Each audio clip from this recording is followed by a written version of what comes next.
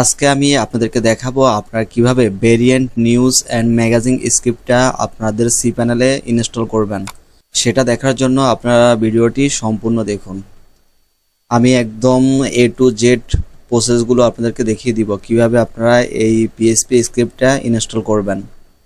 আর আপনাদের যাদের এই স্ক্রিপ্টটা একদম কম প্রাইজে লাগবে তো তারা আমাকে অবশ্যই নক করবেন বা আমার জিমেলে আপনারা মেসেজ করবেন। তো আমি এর থেকেও কম প্রাইসে আপনাদেরকে দিব, লাইফ টাইম লাইসেন্স থাকবে। তো চলুন আমরা প্রথমে এই স্ক্রিপ্টটা ইনস্টল করার জন্য সি প্যানেল লগ ইন করি। আপনি আপনার সি প্যানেলটা লগ ইন করবেন। তো তারপরে নিচের দিকে এখানে ফাইল ম্যানেজারে ক্লিক করবেন।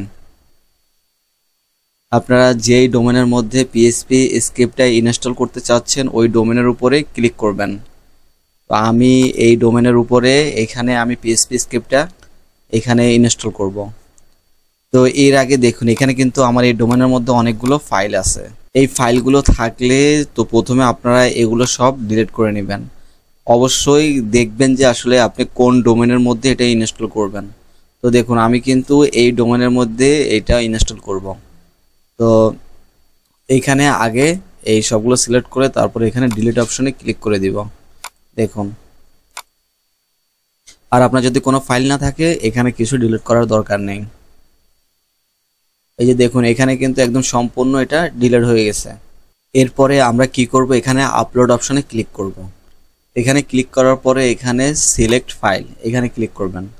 তো তারপরে দেখুন আপনাদের যে ফাইলটি এখানে আছে, এই যে দেখুন আমার কিন্তু এটা হচ্ছে পিএইচপি স্ক্রিপ্ট।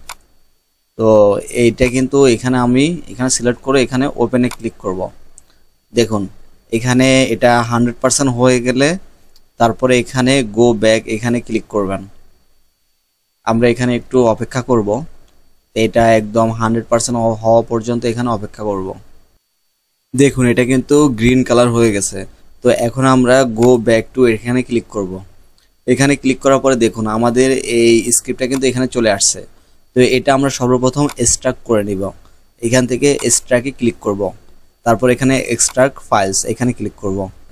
এখানে ক্লিক করার পরে একটু ওয়েট করবেন। ওয়েট করলে কিন্তু এই ফাইলগুলো এক্সট্রাক্ট হয়ে যাবে। দেখুন এই যে ফাইলটা কিন্তু এক্সট্রাক্ট হয়ে গেছে। তো এখন আমরা আবারও সেইখানে যাব।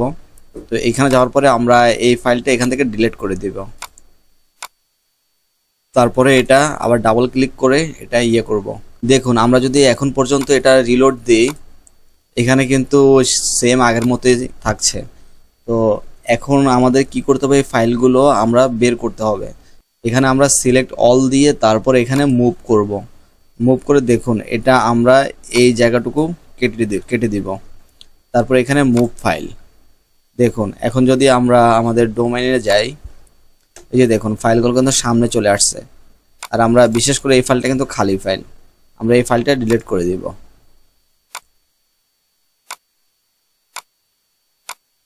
এই যে তো এরপরে যে আমাদের ডোমেন নেমটা আছে আমরা এখানে আবারও রিলোড দিব। দেখুন এবারে রিলোড দেওয়ার পরে কিন্তু এখানে ইনস্টল অপশন চলে আসছে অটোমেটিক। তো আমরা এখানে ইনস্টলে ক্লিক করব। দেখুন ইনস্টলে ক্লিক করার পরে এখানে তারা কি বলতেছে, আপনাদের যদি এই লাইসেন্স কোডটার দরকার হয় বা এই পিএইচপি দরকার হয় একদম কম প্রাইসে আমি দিয়ে দিব।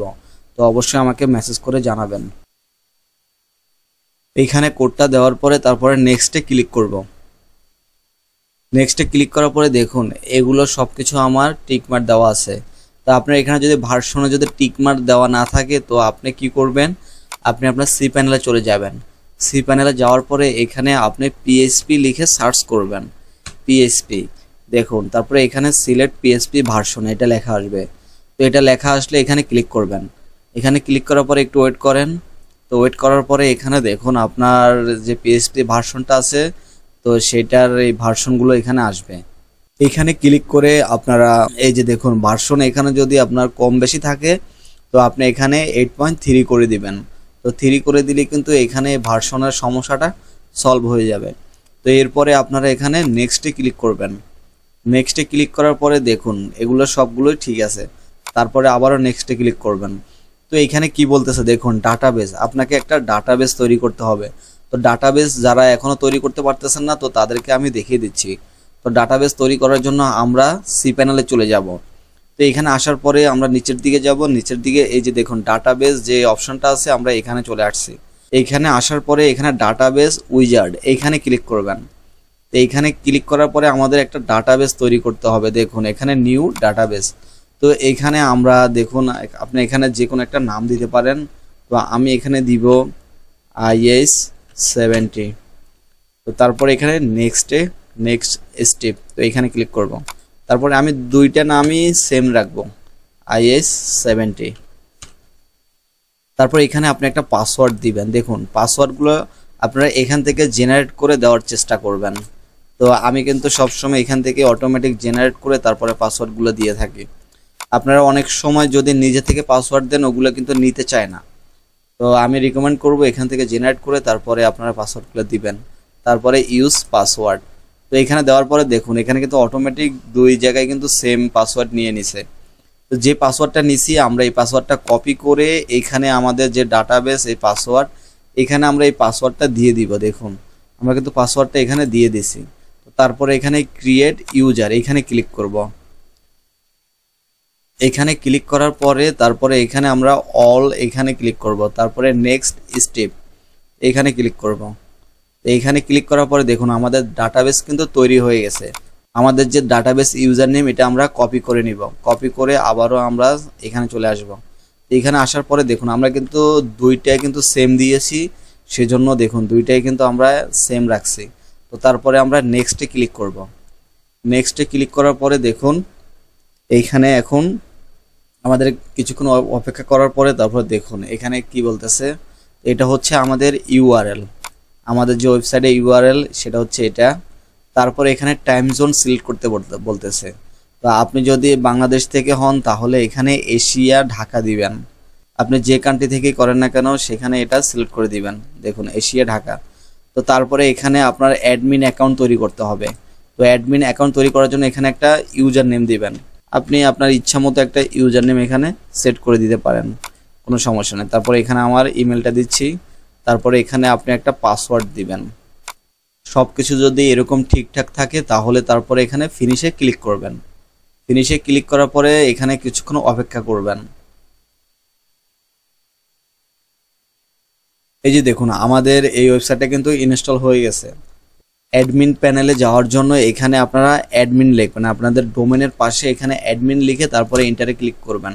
আমরা যে জিমেলটা এখানে বসাইছিলাম তো সেটা দিব, সেটা দিয়ে তারপর নিচে যে পাসওয়ার্ডটা দিয়েছিলাম ওইটা দিয়ে তারপর এখানে লগইনে ক্লিক করবেন।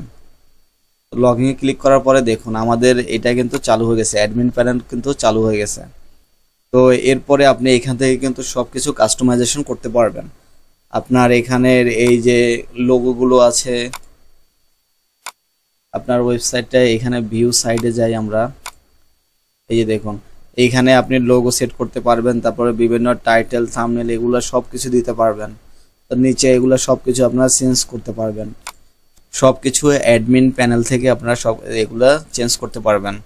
দেখুন এখানে সব কিছুই আছে। তো আপনারা যদি এই থিমটা সম্পর্কে একদম ফুল টিউটোরিয়াল ভিডিও চান তো তাহলে অবশ্যই আমাকে কমেন্ট করে জানাবেন। তো আমি আপনাদেরকে ফুল টিউটোরিয়াল ভিডিও দিয়ে দিব। তো আজকের এই ভিডিওটা এই পর্যন্তই।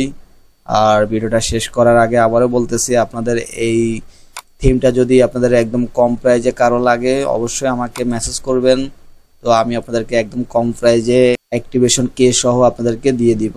ভিডিওটা ভালো লাগলে অবশ্যই ভিডিওতে একটি লাইক দিয়ে আমার সাথে থাকবেন। ধন্যবাদ সবাইকে। সবার জন্য রইল শুভকামনা। সবাই ভালো এবং সুস্থ থাকবেন। আল্লাহ হাফেজ।